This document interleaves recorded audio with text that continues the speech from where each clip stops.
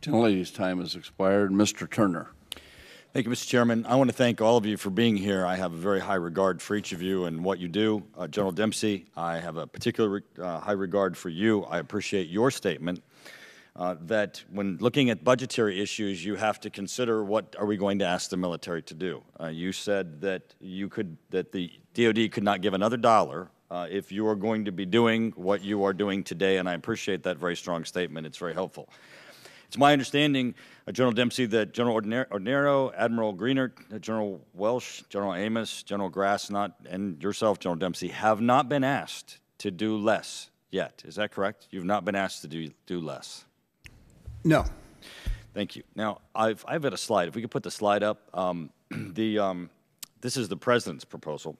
I want to point out, Mr. Carter, you had said that a long list of what this is not because of. It's not because of a peace dividend. It's not because of technology. It's also not because of my support. I voted no on sequestration. But we need to talk about what it really is because of. It is because the President. We know it was his idea, his plan, and his failure of leadership. Now, this is the President's proposal on the answer of sequestration. Before I get to that, I want to point out that the House passed H.R. 5652, H.R. 6365, H.R. 6684. Mr. Carter, I have a file for you to take with you so the next time you see the President, since I had the opportunity to sit in the State of the Union where he chanted at Congress to take a vote, I'd like you to communicate to him our request that he asked for a vote on these three bills that had been passed by the House, that had been sitting over the Senate, that would take not a dollar from DoD, as General Dempsey said. We passed three plans that not a dollar would be asked of DoD. Now let's go back to the President's proposal. If we could put that up.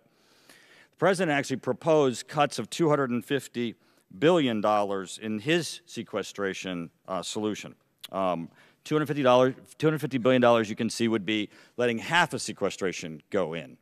Now, he had campaigned saying that he would not let sequestration happen. He didn't say he'd let half of sequestration happen.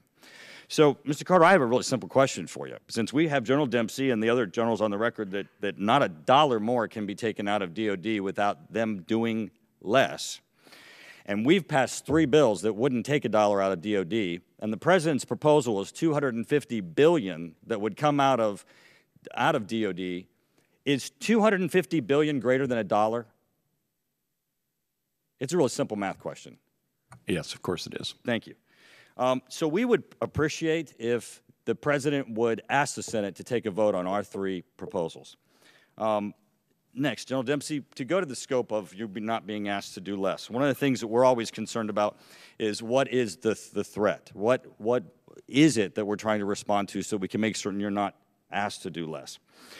Last December, the President threatened to veto FY13, the National Defense Authorization Act, because that legislation would have required the President to certify prior to any U.S. nuclear force reductions that Russia is in compliance with its arms control obligations to the United States.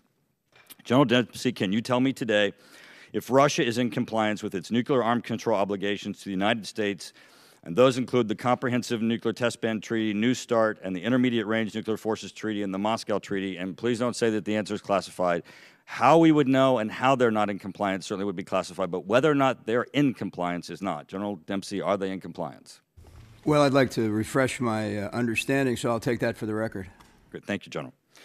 Well, going back to the President's proposal, the President has proposed cutting $250 billion out of DoD over the next 10 years. We have three proposals on the table that would cut nothing. We have General Dempsey saying that you can't give another dollar without the military doing less. Mr. Carter, since I'm assuming that the President ran this by you, that you could tell us what exactly the President's going to ask DoD to do less of under his proposal of cutting this from the DoD's budget. Congressman, I don't know where the proposal is that is reflected in your chart. And the President hasn't indicated to us in the Department any additional. Okay, Mr. Carter, I cuts just that want to he thank you. plans. Thank you for acknowledging that, because Mr. Carney yesterday, I think it was, specifically acknowledged that over the next 9 years, the president's proposal would cut $250 billion from defense. So I hope that you do get in touch with the White House, since Carney is saying that the president's proposal would do that, and ask what less he would have you do. And I'll tell you, it's very important to me, because I have Wright-Patterson Air Force Base in my community, which is why I voted no against this. There are tens of thousands of people who are critical to our national security, as all of you are. And this needs to be averted, and the president needs to take action. That action isn't cutting $250 billion out. It needs to be asking for a vote on the 3 bills that have been passed by the House. Thank you, Mr. Chairman. Thank you.